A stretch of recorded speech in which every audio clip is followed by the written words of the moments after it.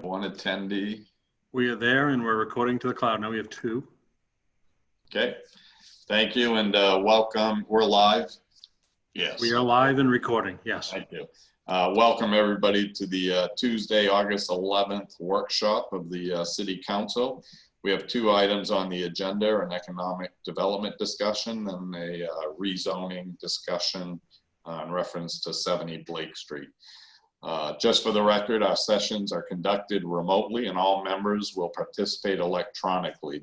The meeting can be viewed online at www.lewistonmaine.gov/2020cc. We are going to have some public comment this evening. If folks are willing to, they can be done either in person through this meeting by raising your hand, or somebody can send a public comment to publiccomment@lewistonmaine.gov. There's also a phone number that folks could call in if you previously got an access code. And the phone number to use would be 207-513-3124. Welcome, councilors, and we'll take off with agenda item number 1, and Dennis will take it from here. Evening, Mayor and City Councilors. Just while we're bringing in Link and Misty, just wanted to open this up. As you know, in June, we had our economic development staff come to you with a workshop where we talked a little bit about what some of the current strategies were or are at the time. And really heard from you as a council some feedback and some direction about what you'd like to see going forward. Through that time, I just wanted to open this up and really just express, how proud I think we are of just what the staff has done. They've worked so hard since that. They heard what you were saying, and we're really excited about presenting this tonight. And I think mainly just want to say really excited to hear your feedback and comments, because this is a draft, it's a plan. Your comments and feedback will be those finishing touches on this plan as we move forward. But I just cannot say just how proud we are of just Misty and Link's and Heidi's work up on out of our economic development department, and just how all the other departments really seem to also recognize the need to play a role and engage in this. And you'll see that, I think, throughout the plan. So I'm just going to say that's just want to make sure we open that up in a positive way. And I'm going to kick it over to Misty and Link and take it from here. Great. Thank you so much. Lincoln, do you have anything to share before I jump into a presentation mode? Yeah, Misty, I think you should really take it. Dennis, thank you for those kind words. We had this initial sort of strategy and all the options before us, and I'd sort of put a skeleton in place, but really Misty and Heidi are the ones who put the flesh on the bone. So with that, I'd really like to turn it over to Misty to sort of lay out what they have developed and put together, and I think it'll serve the community well. So with that, I'll stand down and turn it over to Misty. All right, thanks. Just your patience as I go to screen share.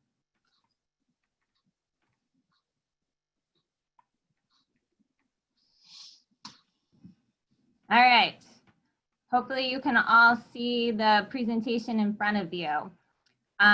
Based on our June workshop with you guys, we got a lot of feedback where Lincoln was presenting some general concepts of direction that we could take based on work that had been happening, things that were successful, things that we hadn't focused on. And so tonight you have received a draft economic development strategy that focuses on 5 strategy areas, in which I will go over in not too much detail, but hopefully enough detail to give you a sense and highlight what the opportunities are within those strategies. So really the focus is on continuing developing a vibrant downtown, supporting our existing businesses, attracting new businesses, workforce development, and community development. So the first one is really a focus on downtown. This is an effort that the city has been doing for approximately 10 years now with great success. There's been over $120 million in just private investment alone that has been targeted in this area, yielding over 700 new jobs. We've seen a revitalization of Lisbon Street with new businesses, restaurants, office space, bringing lots of employees down. We've also seen the redevelopment of the Mill District and the Riverfront Island, which has just been a huge success. And with the city just targeting either programs there or specific infrastructure investment, it has yielded great investment from the private sector, and we're seeing good results. That said, we still have a lot of work to do, and we could benefit from a lot more redevelopment and new businesses in this area. So I think that that focus of the downtown needs its own attention and continuing to build off of the successes that we've had. So one of the things I want to highlight with you tonight is tools to fund development the city desires to see.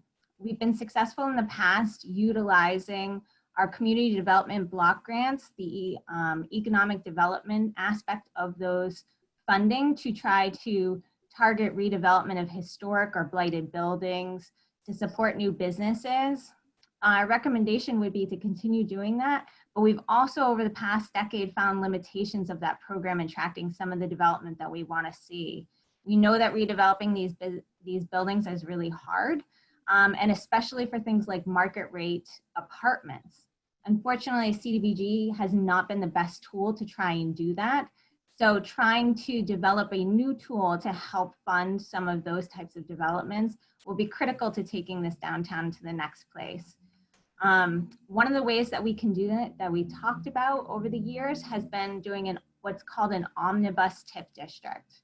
If you remember from the Exit 80 TIF that was adopted several years ago, it was a large area out surrounding Exit 80 with the intention of redeveloping the area for commercial development. It included lots of different parcels, and the idea is that as each parcel was to be developed, there was an opportunity to do specific credit enhancements to specific projects to support them in the identified needs.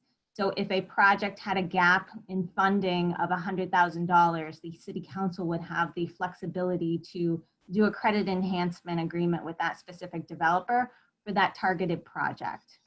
Doing something similar in the downtown would allow the city to capture reinvestment in this area, a percentage of it, and put it towards a fund that could allow developers to either access a credit enhancement agreement specifically with the city, or could even capitalize a revolving loan fund that could be used as gap funding for smaller projects that may not warrant a specific credit enhancement, but could help, advance some of these strategies like the market rate housing that we're always wanting to see more of.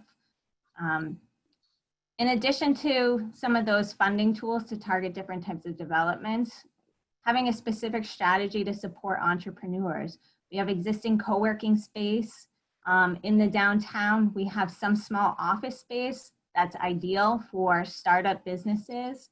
We have an existing Top Gun program that is here in the city. Putting some more effort into some of these strategies to make sure they're getting connected to the people that do have that entrepreneur spirit in the community, that have thought about starting businesses, and making sure they're accessing those resources. Additionally, this past year, the city has adopted a new CDBG program, the Micro Enterprise Program, that really targets flexible funding for micro enterprise businesses, which are 5 or fewer employees.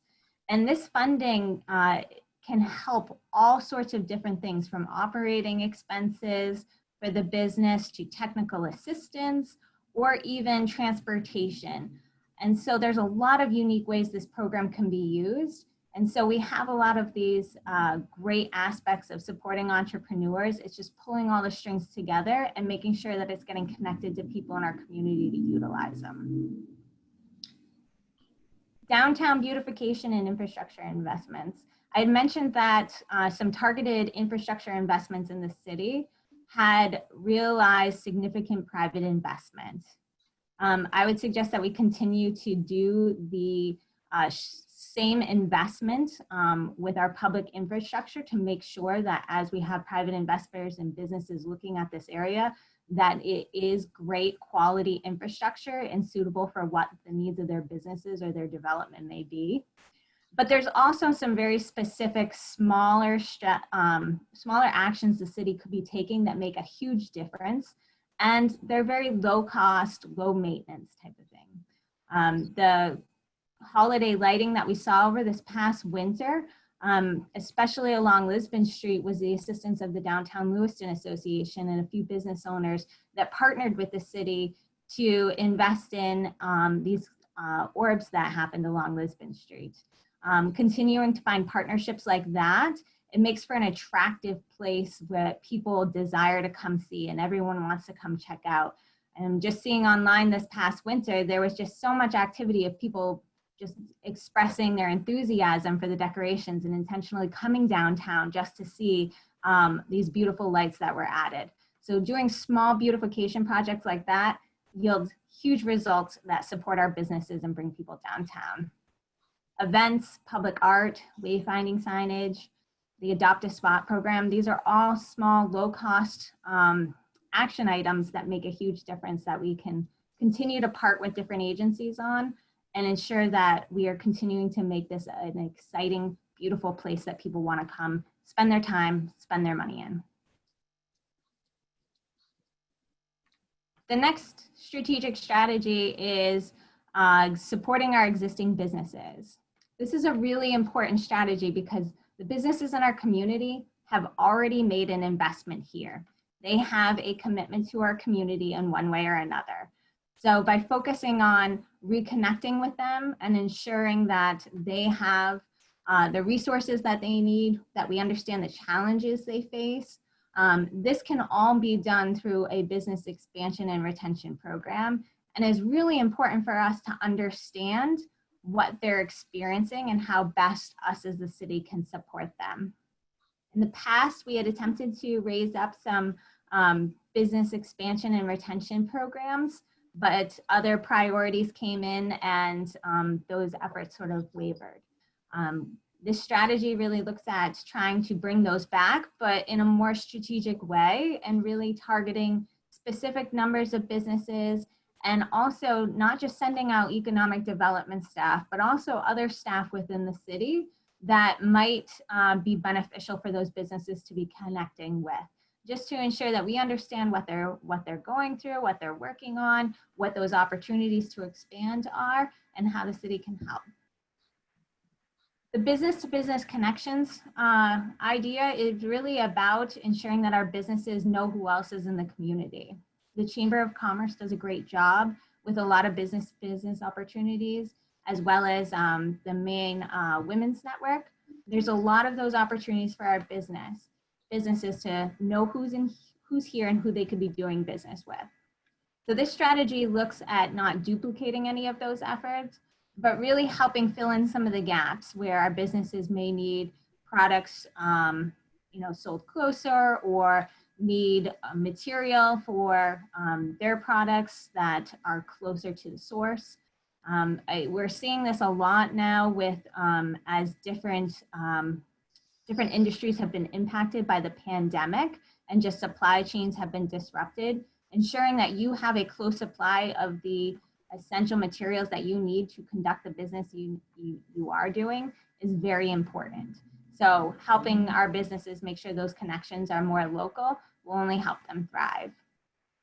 Additionally, we have a fair number of immigrant businesses here in the community that we have not fully supported and seen the opportunities of what they can do. We've praised a lot of the success of Lisbon Street to different business owners that have come in and seen a market that has not been met by many of our immigrant families, and they've started very successful businesses in our downtown. A lot of those businesses could expand. A lot of them could see new investments in their businesses.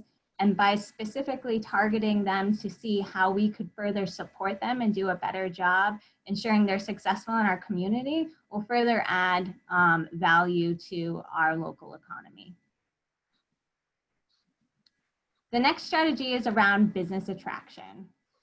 There's a lot of different action steps under this, and it's probably one of the more expensive efforts that we could do and the more challenging efforts that we could do. However, in order to really ensure that we have a diverse economy and our economy continues to grow, business attraction is going to be really important. So this strategy looks at doing a market study to really understand what are the growing sectors in our community that we should target. I would not recommend going and chasing after any type of business and in hopes that they'll come here, but really trying to see what is growing in our community, what different sectors, and where are these industries headed, so that we can strategically target like businesses in that industry and ensure that they see the opportunity to expand here. Another aspect of the business attraction that will benefit all sectors is improving the predictability and ease of establishing a business in Lewiston. We've done a lot of great work to help businesses through the process of site location and getting established here, going through permitting and approvals. There's still a lot we can do to ensure that the process is easy for folks, it's understood from the very beginning, and that it's predictable. While there's no guarantee that things will go 100% successfully, if we can improve some of our processes in-house, it'll ensure that they have a better experience and feel more confident in their choice to do business here. Another important aspect of this work is really establishing the marketing material and incentives that are needed. Just having our economic development staff during this outreach is not enough. We need to have the information that is up to date, that is professionally designed, and as well as the incentives that we feel confident the council supports and are willing to offer, at least as a starting point to have these discussions with our businesses. We've done a lot of work over the years having general policies around our incentives so that we feel confident in our approaches with businesses, but further refining those incentives and making sure that we're packaging all of this material in an attractive manner will help us be more successful in our business attraction efforts. Workforce development is another key area that we continue to focus on. In Lewiston, we have a lot of people that could be connected to other job opportunities that are either working part-time or maybe have not fully realized their education and training capabilities and desire to see some advanced careers. By honing in on the talent that we have here, we have the opportunity to ensure that we are building a skilled workforce that not only will be beneficial to our residents, but will also be beneficial to our businesses. The state of Maine has been experiencing a workforce crisis and is predicted only to get worse. It's uncertain how the pandemic is going to influence that, but what we've seen through the last few months is that trained workforce is still a critical need of our business community. We have a lot of great partners that are doing good work in the community, so ensuring that we're staying engaged with these efforts is going to be important. Also ensuring that we are able to have a voice in this work and represent the citizens of Lewiston and making sure that these jobs are being connected to them and that the training and education capacities are in place to support folks getting into these jobs. Through our business outreach with the expansion and retention program, we will learn a lot of information about what exactly employers are looking for. By connecting that information to our workforce development agencies, as well as our community college, to ensure that those training programs are preparing people for these jobs will be critical. A lot of good work is happening there, but additional input and partnerships will continue to strengthen the workforce system that we have. Another challenge that we have around workforce development has a lot to do with policies that are in place and create barriers to people accessing the training or education that they might need in order to be successful in these job opportunities or these training programs. So by continuing to advocate and work to see policy changes on the state and federal level that ensure that people don't find a barrier to advancing their career or seeking these jobs, and that the ability for them to access these opportunities is easy, will help ensure that they're successful and that our businesses are getting the talent that they need. The last strategy is focused around community development. Community development kind of includes a lot of things. It's really the actions that are identified are some that have been discussed quite a bit over the years and remain a significant area for us to focus, and some are newer to the discussions around the table. You know, really part of community development and why it fits into economic development is people and businesses want to go to places they're attracted to. They want to be in places that have the amenities that their workforce is looking for. They want to be in communities that are thriving. And focusing on some of these areas will help ensure that we have a community that is attractive to everyone, and that anyone that has the ability to choose where they would want to be would choose Lewiston. Housing remains one of the challenges that we have. We have really great housing opportunities that are affordable. However, we do have a tired housing stock, and not just on the residential side. We could do more to ensure that there are different types of housing available to people at various price points. Part of doing some of this work is really having an understanding of what the housing market is doing and where are we missing people. Are people looking at Lewiston and we just don't have the housing that they're looking for? Or is our housing an affordable price point for them, but the buildings require too much work? There's a lot more that we can be doing to ensure that we have the housing that people are looking for. Another factor is that with older housing, a lot of it is functionally obsolete. And so the things that people are looking for within their housing might not be available to them.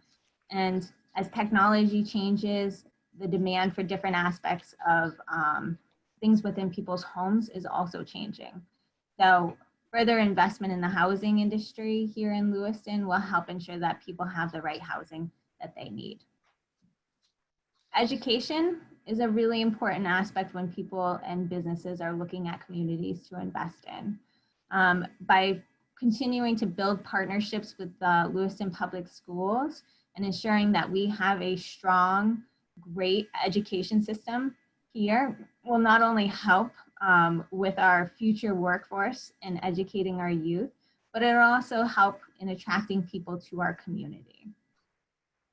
Public spaces is another very important aspect of what people are looking for when they're choosing a community to be in and invest in. We have seen nationally property values significantly raised just by their location to trails, to sidewalks, to parks, things of that nature. More and more people are getting outside nowadays, and they want easy access to great public spaces. So continuing to invest in these public spaces will only benefit us. Marketing and communication. We do a lot of things really well in the city and have made great investments in some of the things that I've talked about tonight.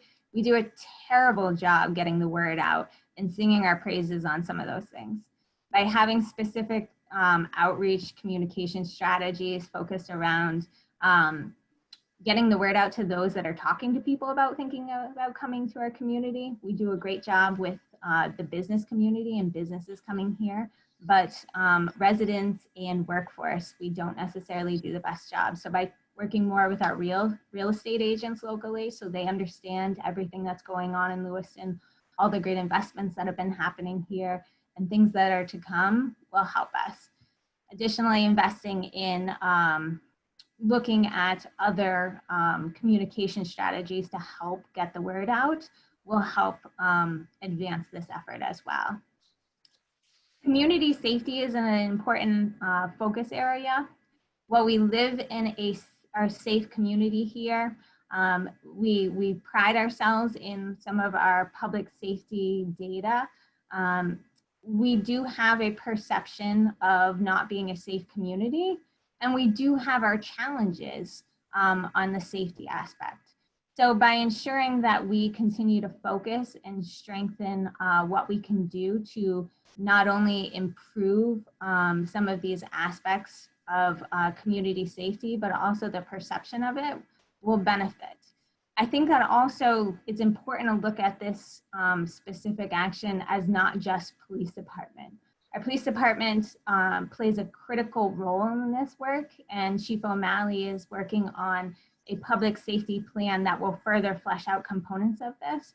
But there are a lot of other aspects of community safety that need to be taken into consideration, and we need to be partnering with other agencies to ensure that those are met. Code enforcement is another important aspect of this. Ensuring that we have safe buildings for people to live in is all part of the community safety aspects, and having a broad strategy around that in general is going to be important to the community development work that we do in the city. Digital equity is an item that continues to come up and is probably more important than ever right now as we look at remote working that businesses have had to turn to, as our schools plan for reopening this fall. The challenge of ensuring that families have access to the equipment and internet access that they do is really important. We are no different than any other part of Maine, and in some aspects we are a little bit better off with some of the investments our internet providers have made in our community and infrastructure here, but we still have a lot of challenges with people accessing what they need. As more and more services are turning to online only, having a focus area on digital equity is important. Make sure people can access their education, workforce training, their medical visits, all the things that we weren't thinking about as absolutely critical 6 months ago are going to be even more critical this coming 6 months. And I think that it's going to stick around. So by focusing on what we can be doing to improving people's access will only help us in the long run. Customer service is another item on City Hall. I mentioned about the predictable processes of starting a business here in Lewiston, and ensuring that the process is easy and understood is very important. But also their experience, not just through getting open here, but also as they continue to do business here. There's an opportunity for our department to work more closely with other departments and ensuring that they know what's going on, ensure they know the resources that are available to businesses, so that as challenges come up and they may have an interaction with a business owner, that they're not alone in dealing with that with them, that there's support for them, and ensuring that that experience, even in the trying times, is as positive as we can make it. There's a lot of work we can do on that side, and we are excited to see what we can do internally to make the experience of our businesses more positive in the long run. And arts and culture is probably the last one that I will just discuss tonight before I open it up for questions and comments from the council. Several years ago, LA Arts created an arts and culture plan with many agencies throughout the Lewiston Auburn area. And it really focused on building off the assets that we have here. There's a lot of valuable work in that community, and the arts and culture businesses have been a huge driver in the success of our economy locally. By further investing and supporting those efforts, we'll be a lot stronger in the outcome. So you've received the draft plan that fleshes out some of these strategies and action items and the why we feel we should be focusing in these areas. and partnering with other departments and agencies to make sure that they're successful. Our next steps in completing this plan is to formalize the feedback that we received from you all tonight into a final draft, to define metrics for each strategy that could be measured annually, and then define performance measures for the action items that are within each strategy that could set targets for quarterly monitoring to ensure we're either being successful or where things might not be going as well as we had anticipated. The last step that we'll need to do is develop a very broad estimated budget for city-supported activities. These strategies, some of them, it's hard to define exactly what it could look like, but I think it's important to start getting an idea where the city may need to make targeted investments that we would want to, that we would want to understand that there would be some commitments that we may need to make in order to be successful in these strategies. So an early stage budget will help council understand what it could take. So with that, are there any questions from the council? All right, thank you, Misty. So I do know that, so we have some attendees, and I believe one or two of them, maybe more, may also like to participate in this meeting, but I'll first turn it over for questions from the council. Thoughts? Councilor Ray? Thank you, Mr. Mayor. I have, I think, 4 questions and a thought. So sorry, but was taking a lot of notes, and thank you, Misty. So the first one that popped into mind, I think the council and mayor were just invited to hear back from WARP and WEFT on the city branding and marketing initiative. At what point might that be incorporated into this plan? I think I could, let me just jump in on the WARP and WEF. So I'll just jump in quickly and then Misty can reply. I mean, in terms of the WARP and WEF process, once it's adopted, I guess our final marketing plan, at that point, I would say we would be working with each department to incorporate it into their, the marketing strategies there. We also have intent for our departments, especially economic development, to have some more focus time with WARP and WEF once that overall marketing strategy is rolled out and adopted, to have it more geared, focused on economic development to the areas that I think Misty was touching on in the presentation. Okay. Yeah, absolutely. Anywhere where we talked about marketing, we should be building off the work that WARP and WEF is doing for the city. Cool. Is it okay if I keep going, Mr. Mayor? Please do. Okay. My second one was, so a couple of the 5, especially 1 and 3, downtown and business attraction. Have you been working with Planning and Code on their design plan? It seemed that some of that work might become pretty relevant if businesses are coming in and trying to build and meeting new design standards. And is there any feedback loop happening there? Absolutely. We work with Planning and Code quite a bit, and we participated in the steering committee that was formed for the design guidelines to ensure that the development side, at least on the city side, was represented. And we continue to work with them on discussing how these design guidelines will impact potential development and also support development that we aspire to see in the city. So that's continuously happening. Awesome.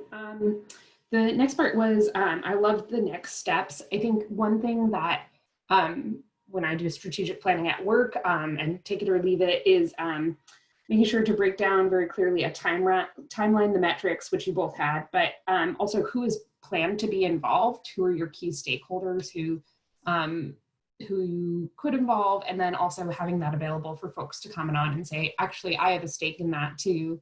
I think that sometimes helps bring new ideas to the top, which I think is the place where Lewiston is currently. And then I just had notes here, and Misty, I know we've talked about this already together, but I just wanted to raise to the whole group. in terms of images of public safety, also incorporating the district attorney as a key stakeholder and partner, because it can't and should not fall all to our PD. And then also nonprofits and the vast number we have and what they can help us tackle as well. And then the last question was, I think also local employers and their HR departments might be a helpful place to talk about housing as well. That's more of a statement. Sorry, I wrote it as a question on that page for some reason, but I think that's it. Thanks so much. Okay, thank you. Anything you want to respond to on that, Misty or Link? I think all the suggestions are extremely valuable and make sense to be incorporated, and especially the idea of the HR departments with our outreach efforts would be extremely valuable to connect with them. Thank you. All right, thank you. Councilor Jensen. Thank you, Mr. Mayor. That was a great presentation. I'm really happy to see a lot of that. I know this is just one component of a larger city plan to help revitalize the city. So I'm really looking forward to discussions that we're going to have in the next few months, just on a grander scale. This was really cool. I love the arts and culture emphasis. I don't have any questions, by the way, just a few comments. No questions at this time. So the arts and culture emphasis, I think, is huge, because I really think that's where we should take our identity as a city. But of course, it's kind of getting into the Warp and Weft meetings that we're probably going to have in a couple of weeks. So I guess we won't get too much into that. I heard a lot of great things about the winter lights downtown last season, particularly about the ones in Kennedy Park.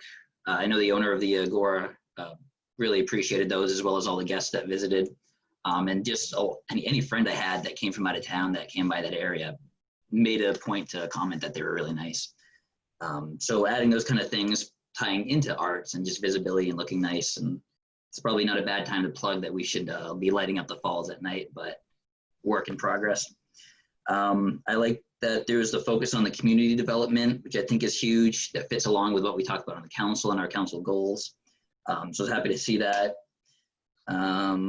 Let's see, some thoughts I have is that, like, with new housing coming up, I know, like, a lot of young professionals I talk to that will live in Lewiston to come and visit, but they don't, they don't live here.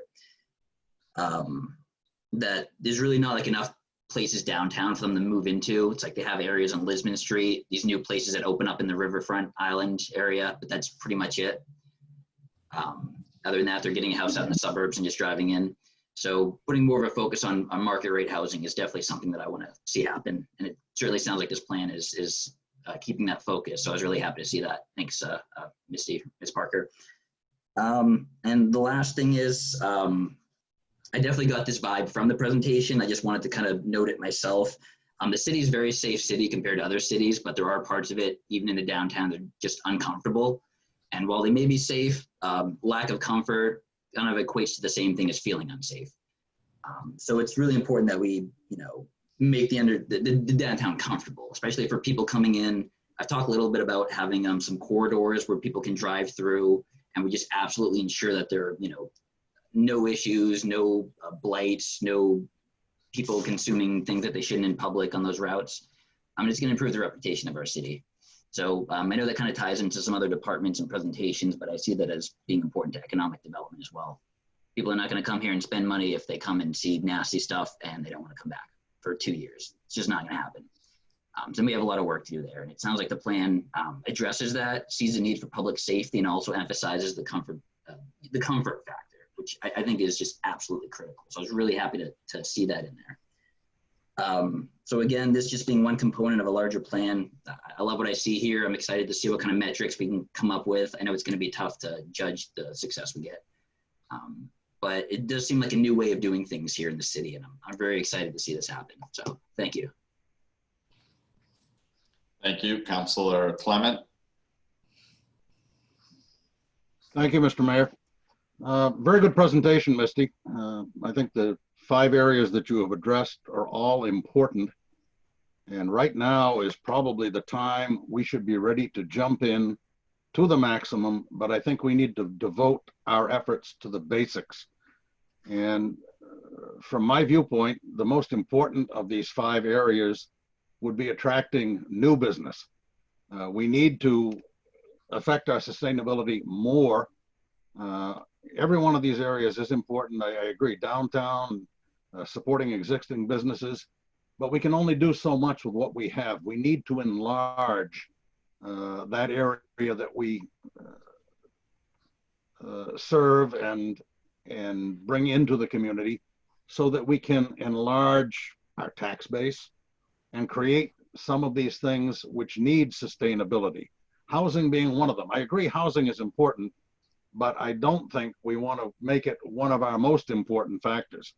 I think if we can develop sustainable evidence or qualitative evidence that shows that it is needed, then we can delve in on it. But until we have those businesses or entities requiring it, then I don't think it's the most important thing out there. I think the most important thing for us right now should be going out, recruiting and attracting additional business entities. I think that's huge. Thank you.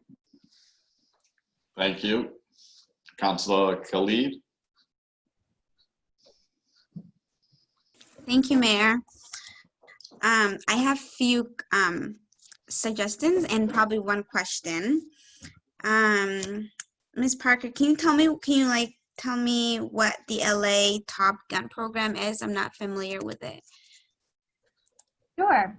The Top Gun program is a statewide program that our chamber has actually benefited from. And I'm actually going to ask Lincoln to speak to it specifically because he's worked more with this program and can talk about some of the key aspects of it and why it's been a great program. Yeah, it is really a statewide program, as Misty had started. It started in Portland, then it went up to the mid-coast, and then Lewiston and Auburn went after it, and Bangor as well. Typically, we'll have 7, 8, 9 entrepreneurs each year go through the program, and it really helps them dial in and refine their business idea, their strategy, how to seek money, how to manage it. And it's really a training program. It's really been run through the chamber. We've had some smaller businesses sort of get started to say that we've had some huge business come to town that came through the Top Gun program. That is yet to happen, but it's not intended to be that either. This is really entrepreneurs just getting their legs underneath them, testing the waters, seeing what's out there, and you end up going to a statewide competition down in Portland where the best business ideas coming out of each of those different areas from the mid-coast, Bangor, Lewiston, Auburn, and Portland, and they sort of compete, and there's prize money. There's been, I think about $100,000 worth of computer support that's been provided in the past. I'm not sure that's still the case, but a lot of it's just bragging rights and really building the case. Does that address your question? Yes, thank you. When I saw the Top Gun program, I thought it was specifically related to guns, and I was a little bit confused. So the name is misleading, you could say. That's fair enough. And I think they've actually talked about rebranding, but they have not gotten it done yet. So yeah. Okay. So I definitely love the presentation, and there are a few highlights for me, which one of them was the parking management company. We've talked about it a lot of times, how we need to really better our parking system. So I'm glad that that's on there, as well as the idea of a housing study. We all know our housing situation in Lewiston, so I think it would be great to have an expert to really dig into that. So my suggestions are disorganized, so please bear with me. So one of the things that came to mind when it comes to like the community in general was bicycle rentals, where like people can ride across, the city, and look, around the city, and maybe they can bring it back too. And we can somehow track that and get revenue from that. So that's one idea that was I was thinking about. I don't know if we thought about it, but it would be a great idea, especially where we have so many developments coming in and we have so many projects coming in. This would be really great. Do you guys have comments on that? Yeah, absolutely. It's a great idea. It has been talked about in the past. We just haven't found a vendor that was in a position to expand to Lewiston, but that doesn't mean that we can't do more efforts to do some outreach there and continue to try and add something like that there. Perfect, perfect. Thank you.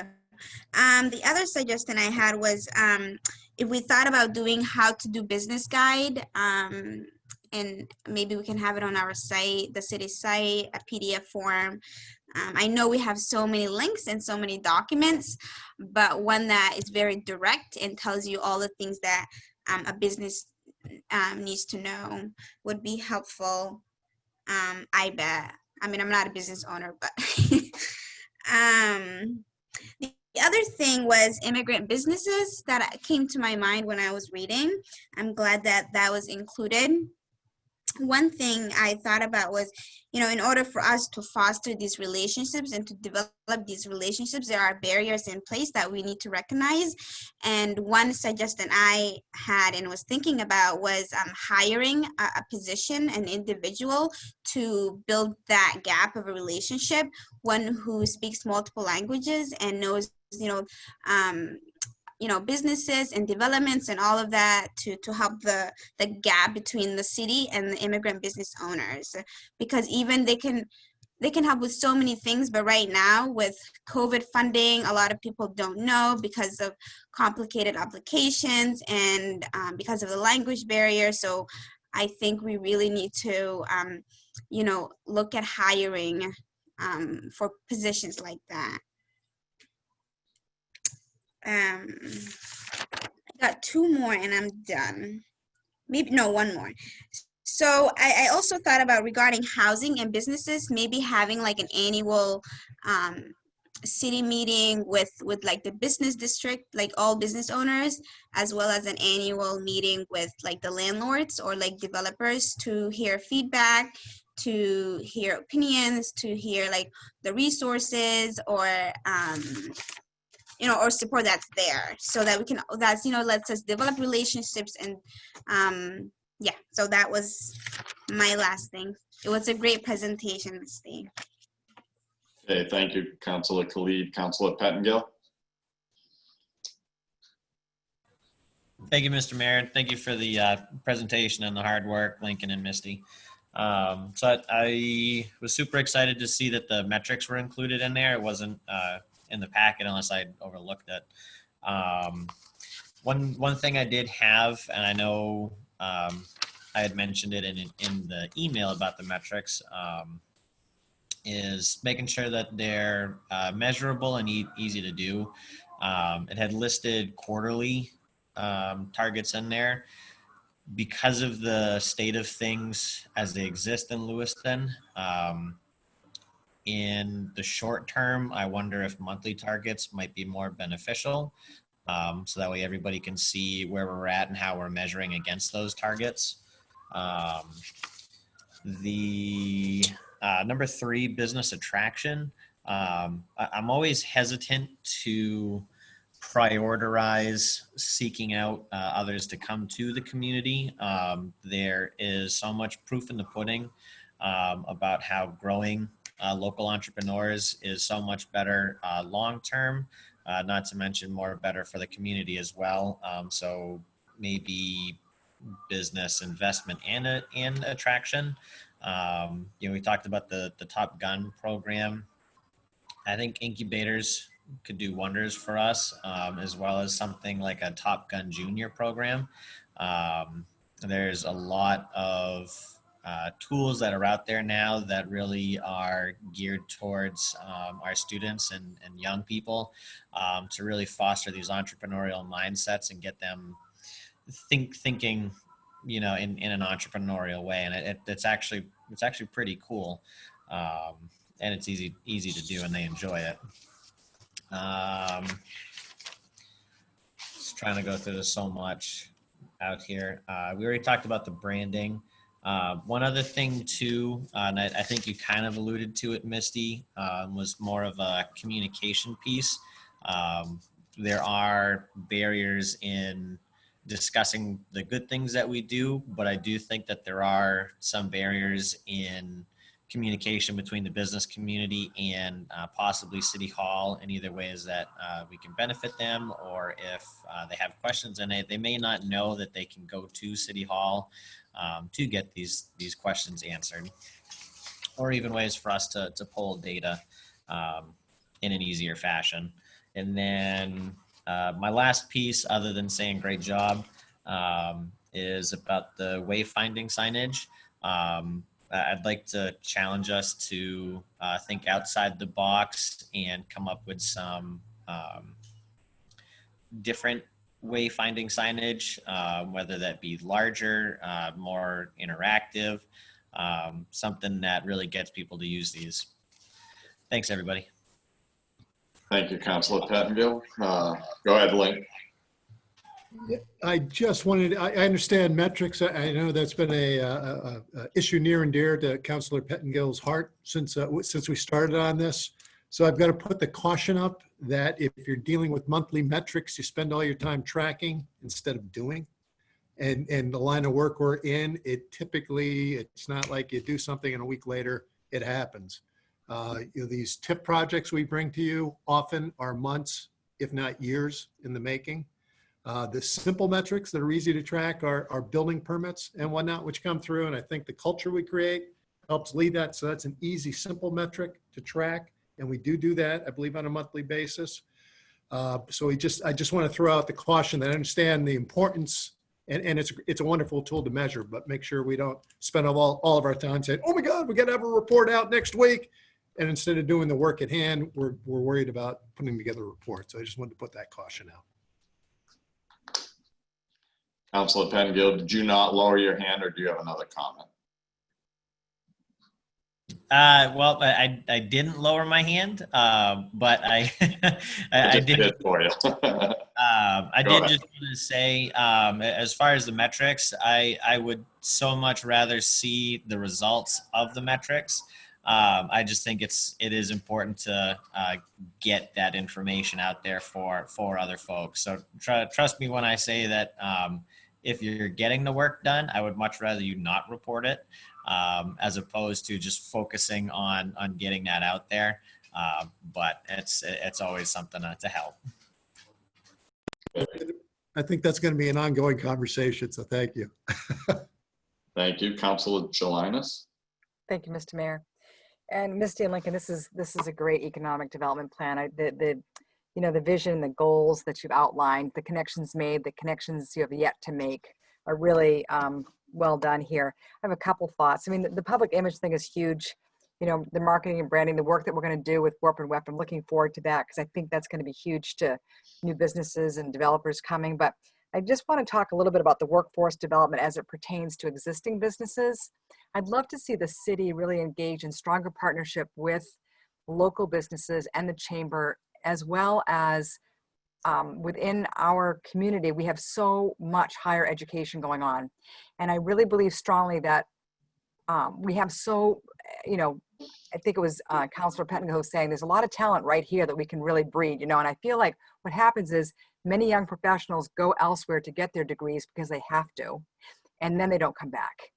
And it just kind of happens that way. And I really believe that if we partnered with local businesses, we partnered with our universities and our colleges here to try to determine what is it that we need for degrees, what is it that we need for higher education, and really did some work around that. I mean, I think that the chamber did some start at that, but it wasn't sustained. And I feel like a lot of these, the administration at these colleges and universities here locally, they want to know, what is it that you guys need? What is it that we can do?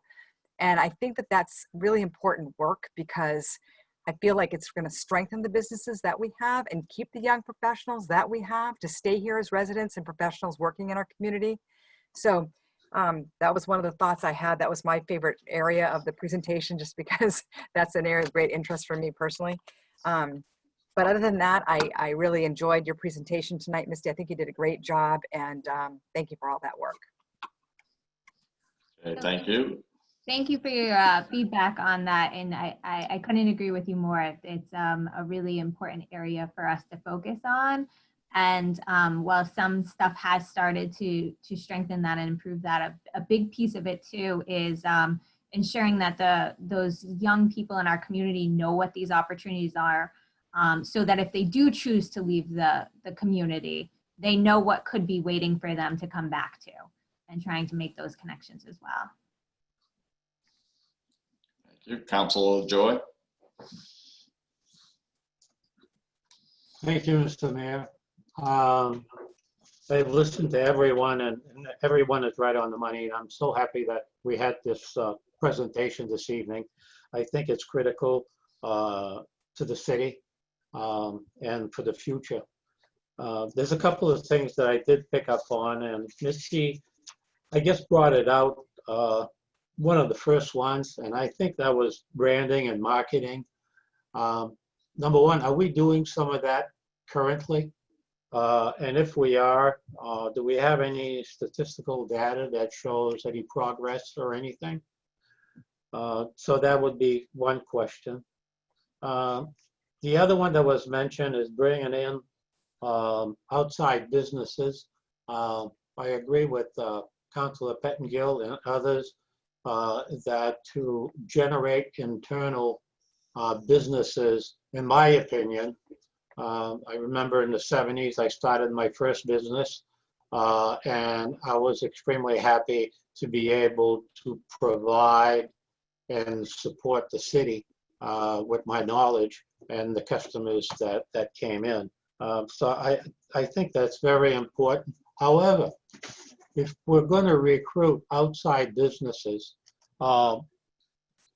coming back to the marketing and branding, we should have quite a bit of information there as to what is available with regards as to locations, as well as buildings, and also how the housing industry would come into a factor in the sense of individuals that would come in to work for that company and or local people. One thing that I picked up on was Councilor Jensen, and I like some of the idea that he had is having individuals come in to visit Lewiston and look at the area, look what's available. However, having a couple of paths that would, you drive by areas that are somewhat of a concern currently and in the future. I don't think that would be correct, because I think individuals that come into Lewiston want to see Lewiston as it is, as a city, and they also want to see what is being done with progression, which may include areas that we have difficulties with. So that's my spiel. Thank you. Thank you. Councilor Khalid, did you have something else? Yes. Can I go? Yes, I'm sorry. Go ahead. Misty, I have a question. Can the city engage in citywide career day, partner with local businesses? And I'm thinking I know we have a career center, but can the city initiate that conversation? Maybe partner with a career center and have one at Kennedy Park where local employers are hiring. Yeah, absolutely. We work very closely with the Career Center, and I think continuing to engage in conversations about different ways to be doing these career fairs so that they're more accessible to the community is important. And we're definitely open to other ideas that people might have, like the Kennedy Park idea. That's fantastic. Just trying to see where is it that people go and how might we connect with them.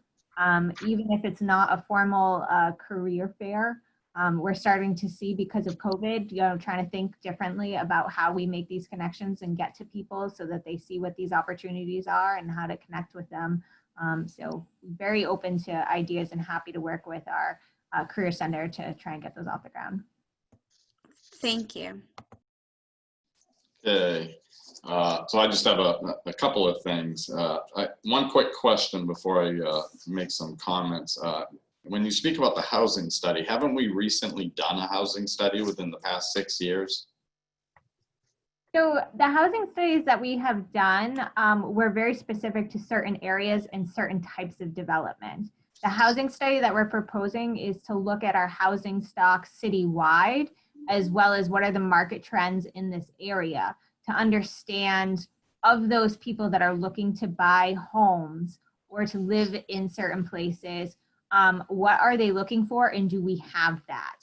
So that we can identify what we're doing well in and what we might be missing so that we can ensure that those are the areas that we're focusing on building. I think it was Councilor Jensen that mentioned having people that work in the area choosing to live in the suburbs because there's very few options for market rate apartments in the downtown. That's a trend that we've been seeing, but we haven't been able to keep up with that potential demand. So I think the proposal is to really understand what are those demands that we are missing opportunities on. Okay, thank you. And- Since since I took office, coming into my office here at City Hall, almost on a weekly basis, I'm talking about economic development to Dennis, to just about anybody who will listen. And I think one of the biggest things we can do as a council is to get our community excited about economic development. And if we can do that, if Dennis sees me almost every day talking about, oh, we've got some exciting things going to happen in our community, I could see Dennis getting excited. And then Dennis starts talking to his staff and I saw them get excited. Misty's smiling right now because when I see her discussing this stuff, they're excited about this. And I had a conversation with Dennis before this meeting and he said, he brought in department heads and he was worried how that might go. But he said he left that meeting excited because almost every department head was buying into economic development and how they have a role in that. So as councilors, we have to do the same thing within our community. If we keep talking about it and letting people know that we have a plan and we are having successes, and even through a pandemic and the Black Lives Matter movement, we're still talking about economic development because truly that is going to be what moves our city into the 21st century stronger than we've ever been. When it comes to targeting outside businesses, I do believe that there is some importance to that, but I do recognize exactly what this plan says. It has to be targeted because it is expensive. Because the best way to get outside businesses here is to have a vibrant local economy. So that when news stories are in state publications about what's happening in Lewiston, or suddenly the lights are on, till midnight in downtown Lewiston, and not only is it on Lisbon Street, but it's on Main Street and it's down on Lincoln Street by the riverfront. That's what's going to drive outside businesses wanting to relocate here. If we can just show them the activity that's happening here. And we do have activity here, but it just seems to close up around 9 or 10. And we need that activity to be strong and kind of in your face, 5 days a week and into the evening hours long enough so people don't miss all those neon lights that we're gonna get code to allow us to let people put up. The key is local people, local ideas. If we're going to get a vibrant local economy, that's what we have to focus on. When we see Pettingill Academy shifting what they're doing to remote learning, the city should be all over that, saying, what can we do to help? How can we connect you and the schools around you to help? So local people, local ideas is what will generate that vibrant local economy and get people from the outside looking in. And then just one brief comment on metrics. We need to have a metrics, though, up and going that tells us quickly what we're not doing right. So I understand we don't want to tie ourselves to doing data all the time, but if we're not able to recognize within 6 months if a program's potentially not going to work, then we're investing way too much staff time and money in something that most probably won't generate a whole lot. So That's true. just my couple of comments, Councilor Pettingill, and then we're going to move to check if there's any public comments. Thank you, Mr. Mayor. Back in April, I took a few webinars that were about automated city processes. I don't really know who would best field this question, but I wonder if there may be something out there that can pull this data for us for these metrics. That way it doesn't tie up any staff hours, and put it on the city website, or distribute that information elsewhere. I can jump in, and if Misty and Link want to add, I think I think part of the process, Councilor Bengill, I think you're spot on. I think we need to be looking at what we have for available resources to pull the data that we're looking for. So I think it's first going to be establishing the metrics that we feel are truly valuable, right? So we can understand, to the mayor's point and your point, all of your points about why we want metrics.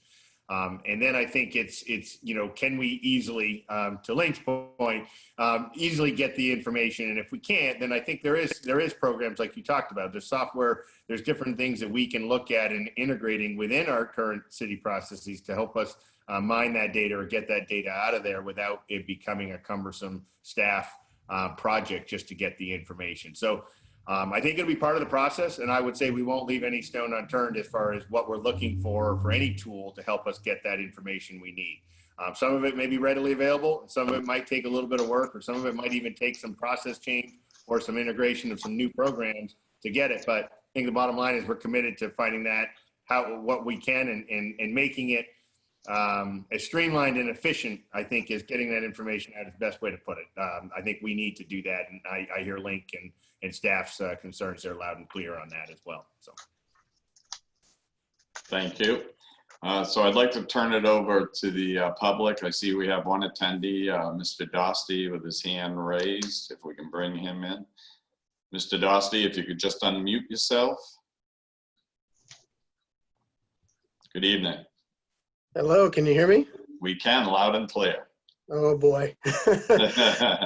Well, thank you for giving me the opportunity. So I'm Mike Dosty. I'm the board chairman of the Downtown Lewiston Association. And I just wanted to say that in relation to downtown, this plan and proposal is so very, very important. I mean, there's so many things on this when in the section about focusing on a vibrant downtown that echoed my own thoughts, our organization's thoughts, the thoughts that we're hearing from the downtown businesses and building owners. But I think that it's important to say that we really need, or we, the city, really needs to consult with the stakeholders, the business owners and the building owners a lot more. And also I think there needs to be I really think that the city needs to step back and start looking at things a little bit more granularly than we have been in the past several years. You know, when I look at the downtown and the issues that we have had over the past couple of years that we've addressed, that we've worked with city departments to address, some of these things are basic needs. You know, Misty mentioned or gave the example of the holiday lights, and Councilor Jensen mentioned them on a couple of occasions. The holiday lights that we saw were not the city's. Those were private investment. And the reason why that private investment was made was because, I hate to say it, but I will quote, the lights that we had were embarrassing. And this is actually a result of Public Works is having, I guess, maybe not saying Public Works, but the city putting so little value on things like beautification that Public Works's budget for lighting, holiday lighting specifically over the past couple of years was so low that the individual who was taking care of and coordinating that only had enough funding to replace burnt out bulbs. So, I mean, this is something, I mean, I use this as an example, but this is something very, very basic when it comes to beautification and the perceived value of your downtown. You know, the Adopt a Spot program is independent of the city. We do have some public works support, but it's not done with city resources. The banners that we saw that was initiated from outside the city. So I think it's important that we start looking at some of the basic things. I mean, I can go back 7 years and say 7 years ago we didn't even have snow removal on a regular basis, and we've come very far since then. But I think it's important to be looking at these big picture ideas, but also be looking at what is the foundation that these big picture ideas need to be built on, and how solid is that foundation. And so, I mean, but like I said, this proposal has so many things that I think are just spectacular in regards to showing that the downtown has value, and really putting our money where our mouths are in terms of saying that. And not to be talking too much, but I did want to mention there's one part of this proposal that talks about public safety in the downtown as part of the economic development. And there was a new program that Chief O'Malley implemented. He did kind of a test run in fall of 2019 with a walking beat officer in the business district to address some specific and growing behaviors. And that was a program that we weren't quite sure because of COVID and budgets that was going to come back. And that's something that he re-implemented over the past week to 2 weeks. And I really want to applaud what he has done, because he hasn't just taken a police officer and said, this is your beat, we want you to address these bad behaviors.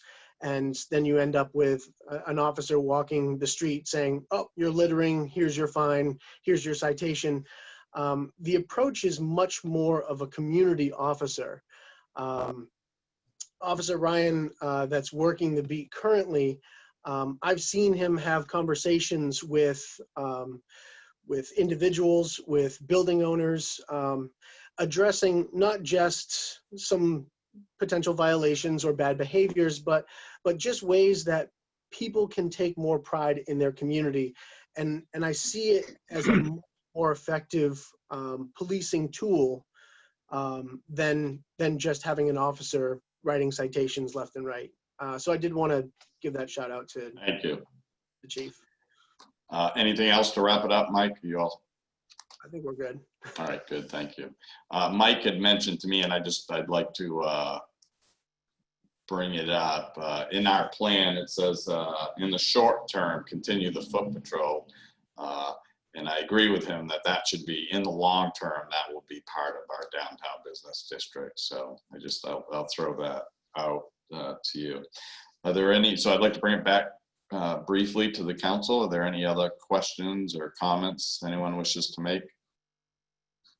Is there anyone else from the public that would like to make a brief comment?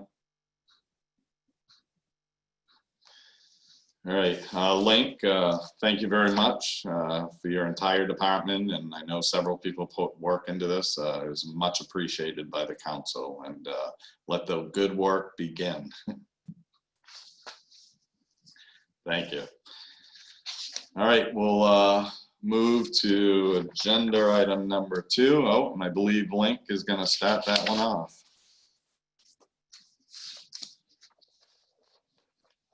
Yes, this is a rezoning exercise that really started with Lewiston Housing Authority, who's been a partner in the whole choice neighborhood planning effort. They are going to be the lead applicant when we have the opportunity to apply for the implementation grant.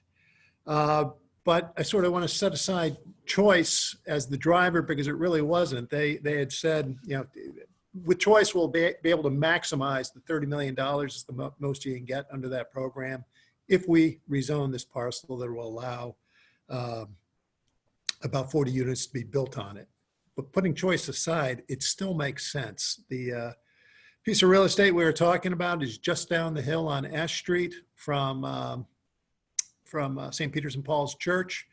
It is sort of the backyard to Blake Street Towers, which fronts on Blake Street. This is just green space with a couple of parking spaces on it. The parking is very underutilized. When this first came up, I went and talked to Doug Green and said, I thought the solution was let's just do a contract zone, which is sort of my go-to. And Doug sort of stepped back and said, I'm not sure that's the best idea, Link. That area really needs a broader look at the zoning. We've got a lot of non-conforming uses. Let's see if we can draw a bigger map here and really take a look at it. Does anybody have can you do it, Misty? Thank you. Do a share screen here so we can see the real estate that we're talking about. There we go. So the green star really pretty much in the middle of the map is where is the parcel we're talking about. And as I say, you can see Blake Street Towers, sort of the cross-shaped building. That's a 93 unit building for seniors and handicaps, but it really fronts onto College Street. The blue line is what, after various conversations with the Planning and Code, Dave Hedger, Doug Green, and Jimmy Buzzell, we sort of talked this, looked at different things, and that's sort of the line that staff had thought made sense to allow and see if the council supports the idea of doing some rezoning to allow it. What they would go from is downtown residential to Centerville.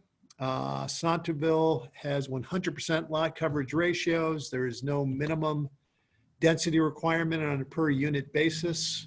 So it is probably the most easy to develop in zoning district we have. This abuts it. The current line, the dark blue line, is where it is currently. So it's not extending it that much further into the neighborhood. It really brings the energy of Lisbon Street up a little bit deeper into the neighborhood. All of the parcels sort of in that triangular shaped area, which is are marked as pink. Those are currently non-conforming lots where either the density's too high for the number of units on the parcel's too small, there might not be enough frontage. There's a little key there at the bottom, but without getting into the details of it, quite a bit of the units and the development in that neighborhood is really not meeting current zoning standards. If we rezoned it to Centerville, it would allow those to be redeveloped in a much more fruitful way, whether it's larger, denser housing, whether it's medical office buildings that's very close to the hospital. That's often been talked about as an area that really should be a high desirability area for people either wanting to live and work downtown or work at the hospitals. So if we look at rezoning this area, that would allow it. The cross-shaped building that's got a red dot right next to or just below to the left of the green star, that's Blake Street Towers. That is also a non-conforming use. It is already at 92 units. It's denser than what's allowed for that particular parcel. So going to rezoning, that would make that a conforming use. If you draw a line from, you got the green, I don't know if I can, yeah. Can you all see my arrow there? Moving? Yeah, I can. Okay. Or Misty, Misty's doing it. Yeah, so that line coming down, I mean, Misty, I'm just trying to carve out 30,000 square feet, sort of the parcel. Yeah, it's really doing it there. That's the area that we started with main housing. We've got Chris Murray is on the call, as is John Anton, who's a consultant. They can speak a little bit more about their plans for that site. But we really just wanted to float this idea to the council and get your feedback on this if you think it is something that makes some sense. The scale of the development that we've done, they would try to mirror what is in the neighborhood or similar. And it's tough because it's a mixed neighborhood. You've got a very large structure with St. Peter's and Paul's. You've got a large building down in the bottom right where Healy Terrace is located. That's a large building. Blake Street Towers itself is nearly 100 units. It wouldn't be nearly that large, but you've got some larger buildings mixed in with some much smaller 2, 3, 4 unit buildings in that neighborhood. with that, just as the backdrop from planning and code and from economic development, we think it makes sense to change the zoning in this area. It would allow non-conforming uses to become conforming. It would allow greater level of development to occur in that area. We've recognized the need for more housing in the downtown area that's walkable to all these things. It takes advantage of existing infrastructure that's already there. So there's no new cost to the city. It just increases the tax base. So that's the concept. And I guess with that, I would sort of stand down and ask for council feedback on this. All right, thank you. And if we can just get the screen pulled down. Thank you, Misty. Just a quick question. This would require a first and second reading and a public hearing. Is that correct? Yeah, ultimately, and tonight is really, this is the first time this idea was in today's paper, but it was really just to float this idea and see if it's what we would ask the council, if this is something you're supportive of, we would ask that the council sort of send this over to the planning board to come up with a recommendation, and then it would come back to the council. Okay. And then there's a process even after the recommendation of public hearings. And okay, yeah. Good. Thank you. Councilor Pettengill. Well, thank you. So if I understand this correctly, it's essentially to do some infill development on the Blake Street Towers site. Yes, it would allow subdivision of that larger parcel, a portion of it that's not being used. It's just the backyard. Right. And then if I read it correctly, the planning board hasn't weighed in on it yet either. I know it's like purely conceptual, but it hasn't gone to them yet. It has not. Okay. I mean, I'd wait for their recommendation. But I mean, if there's areas that we can promote infill development on underutilized space in the city, yes, please. Okay, thank you. Councilor Clement. Thank you, Mr. Mayor. Looking at the map and reading this proposal over, I mean, I realize it's not up to us at this point, but this makes absolute perfect sense. And it's a concept that I would support if it does come back to us. I think that eliminating some of the non-conforming uses, this is going to benefit not only Lewiston housing, but the whole neighborhood. And I see nothing of a negative value, at least as far as we've gone into it. Thank you. Thank you. Thank you. Councilor Ray. Thank you, Mr. Mayor. I am not seeing it in what we have currently, but is there a map that exists that would show us what becomes conforming if this zoning change were to go through? I'm sure it's not every parcel for density, lot size, and frontage that's noted here, but I'm just curious. Well, actually, Councilor, everything that was shown is non-conforming. If you took it to the Centerville zoning, it would all become conforming. Fascinating. That's great. Actually, it looks like Misty's going to correct me. So the planning and code had identified several ways that properties are non-conforming, and on density, it would bring them all into conformance. However, where it's, what was it? I think frontage, we would still have one parcel that would remain non-conforming. So, yeah. I stand corrected. One will not be conforming. Thank you. Okay, great. Just want to, given this is in Ward 3, want to be able to answer questions about it later.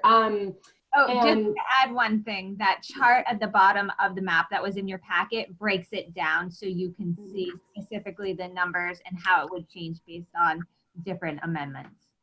That's awesome. Yeah, I think just once we move forward with this, that map will become available as my guess. So being a visual person, that's helpful to be able to think about.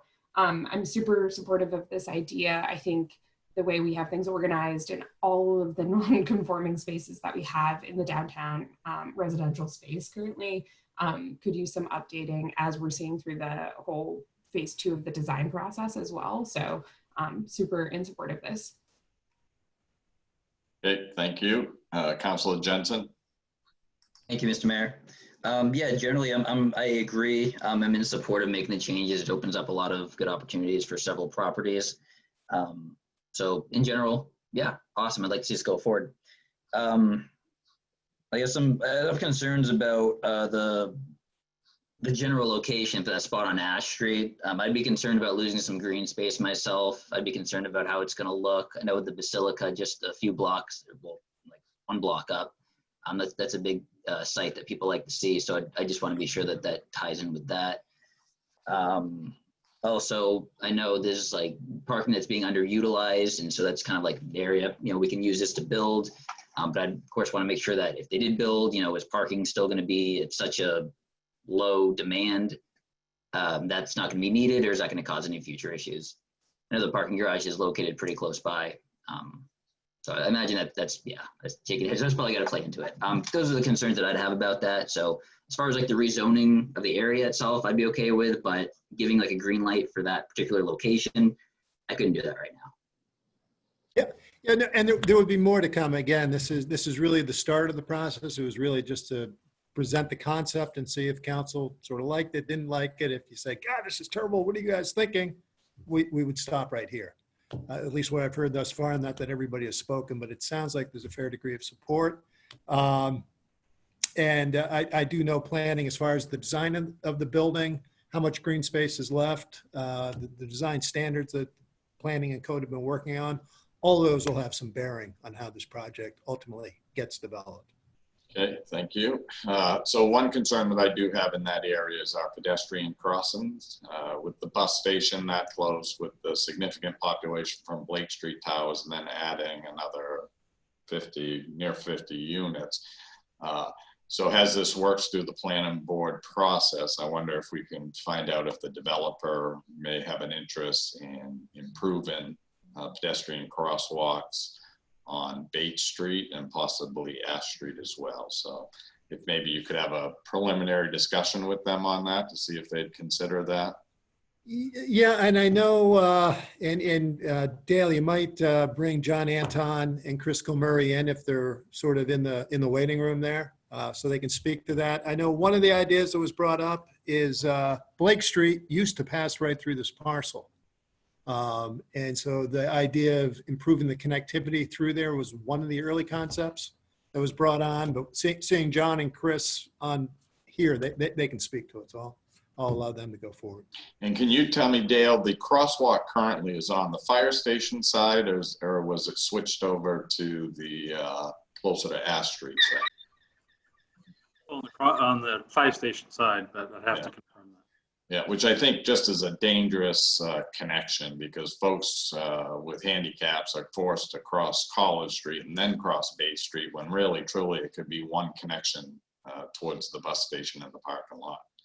Mayor, we've also had some concern, although some of it's been abated right there at Ash in front of the Basilica as well, and made some improvements with some bollards that seem to have abated that, but that's something we should pay attention to as well. All right, thank you.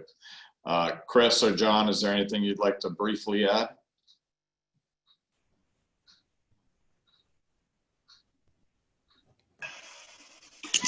This is John. I was deferring to Chris. No, not much to add. Really, the idea of today was to just vet the concept at a high level, yay or nay. We would expect to be very involved with the planning board and council as it winds its way through. It is typical in development for to contribute towards public improvements. So the notion of contributing towards sidewalks and crosswalks and signage is completely appropriate. Okay, thank you. Chris, anything you want to briefly add?